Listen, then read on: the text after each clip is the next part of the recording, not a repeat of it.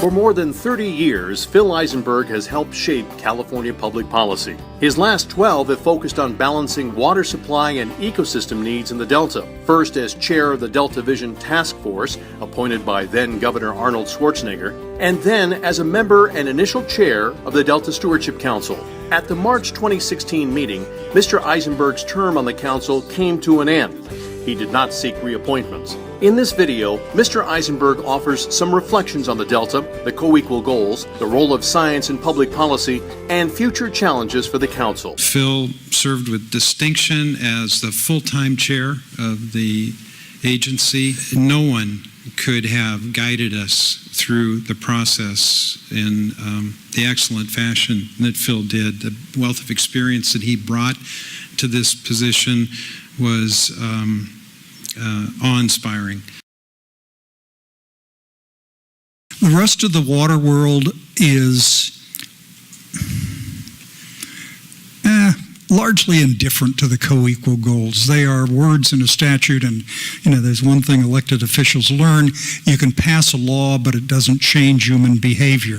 Laws have to be pursued and supported and supported with regularity. And to pair them up in statute as the policy of the state of California, that the Delta ecosystem and water reliability are co-equal, is a pretty big deal.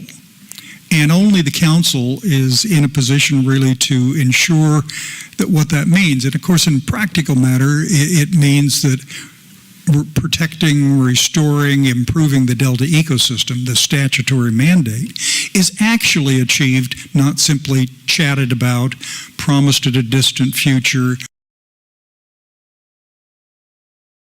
You can build tunnels, you cannot build tunnels. The decreased reliance on the Delta is going to happen. You can't have a growing population, a finite supply of water, as Tom Zuckerman reminded us, and you can't have that happen without all of us becoming more prudent in the use of the water. Now, everybody knows that, and privately everyone says, oh, yeah.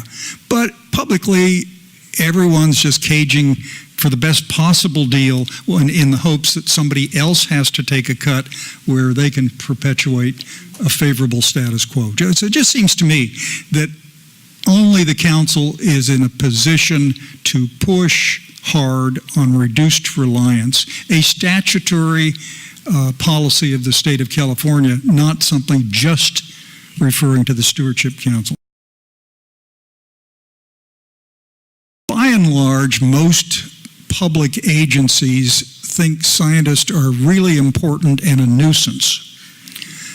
Now, I admit they can at times be vexing, but the fact is that they offer a perspective that we've got to have, and what we're engaged in is a decades-long struggle of moving decision-making on water and the environment out of the political arena to some other place where the pressures are not as great.